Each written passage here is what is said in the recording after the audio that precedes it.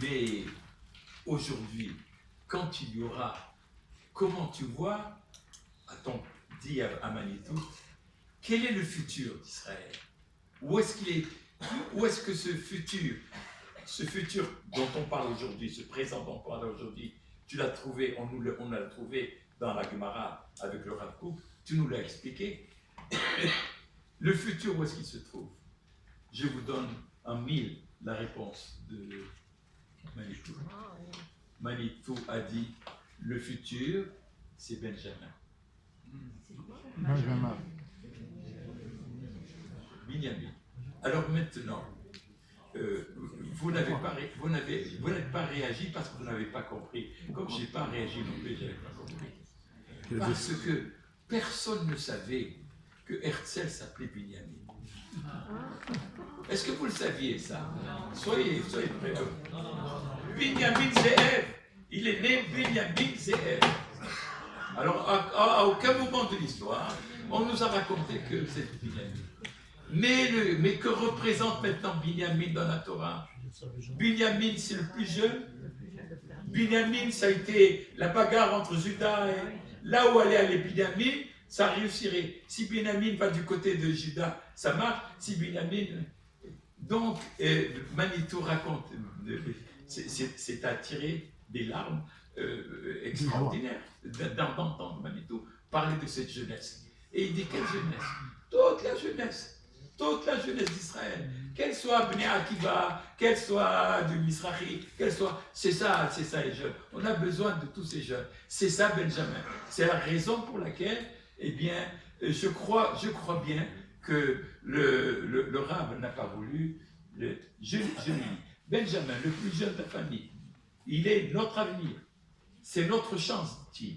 En Benjamin réside la force de l'histoire d'Israël, celui de son éternité, car... Et parce que Benjamin est le seul des enfants d'Israël, écoutez bien, est le seul des enfants d'Israël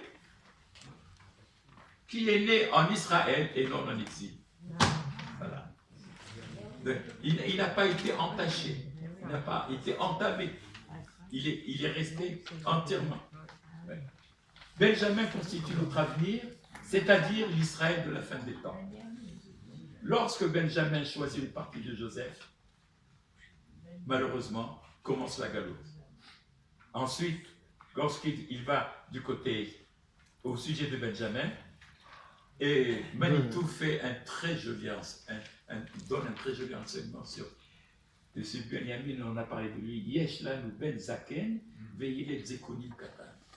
Yesh lanu ben zaken. Yesh lanu ben zaken. C'est comme ça. Le mot Ben Zaken vient de là, hein. Le nom Ben Zaken. Mais là, dans la Torah, on parle de Ben Zaken. On a un jeune vieux. Hein. Veillez les Ben qui non, Av Zaken.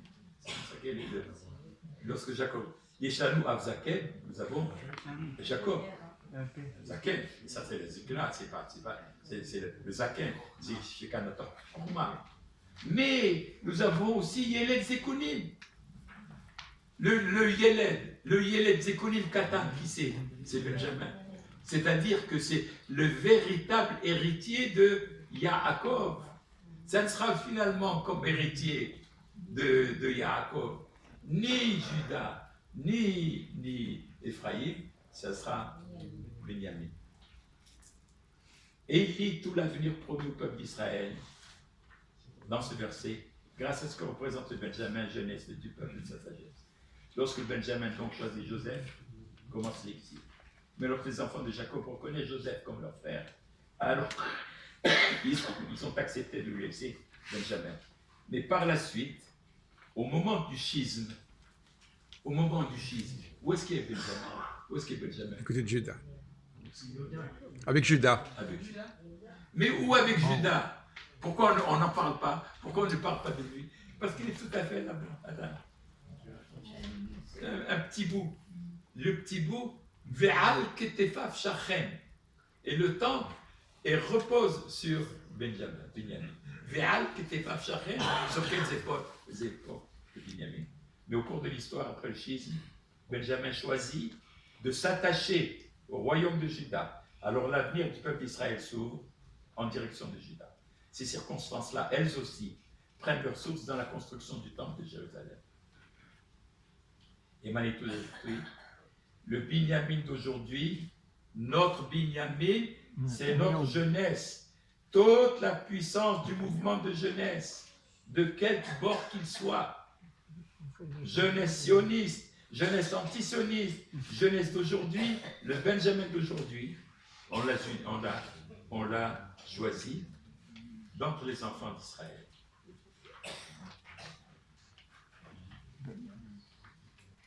Je m'arrête là.